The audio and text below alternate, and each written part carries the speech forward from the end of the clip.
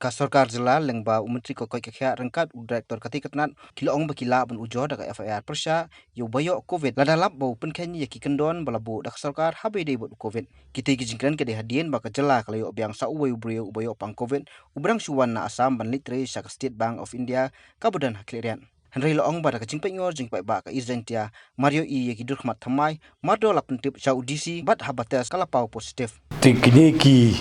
rip keba latest update na banda jong COVID-19 jong state Meghalaya. Adu benda kesini gidon kendai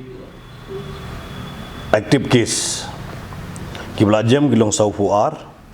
but total berok ki positive cases support state Meghalaya gilong sanfuar, but iwe lajam. Iwe laklatno, sorry iwe laklatno saufuar gilajam, but kendai ki active case. Nang tak kibangi lapha ig sampul bentes kilong khat kandai hajar lai spar hunriu iwe kandai lai arnriu bat kibalat test negatif kilong khat kandai hajar arpufra iwe kandai not arfra kibadang up pade yak resort yak report ado menta ulai 4 Jun kilong arspa sa hunriu nang ta de kiba lawan fai na sabar jonga Meghalaya ado menta singi kilong khat kandai hajar khat hunriu kat iwe kendai not iwe henrio tigomba tip mendah po eskasils gidon sangut nang ta hariboy di iwe nang ta southwest Garo Hills gidon arngut bat hais jentia hills iwe tigini di report update jong ka COVID-19 apo state of Meghalaya MD resident jong ka Meghalaya di betray apo Meghalaya Cleariat SBI branch Ini bersulit on leave sa Assam ni, ini sa transfer na Assam sa Meghalaya. New appointment yang orang pi, di new appointment yang berang syuan apo Assam sa Meghalaya. Yo posted i apo Cleariat SBI branch. Berang syuan men arfu praterik dan sudah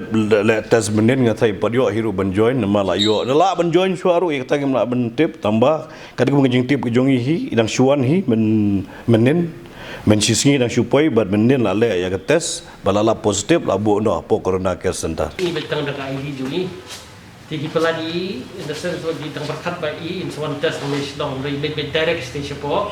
clear na po stage clear pada kita nama kisnong kilong vigilant mah kilong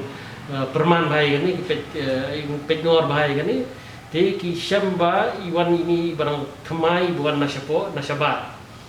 te ire thamai bukan nashabar te ki lek nu ki pentep no ITC TC bedai pentep ke head yang head authority for district ki liwadi te ki shamba 4 test kira no I quarantine center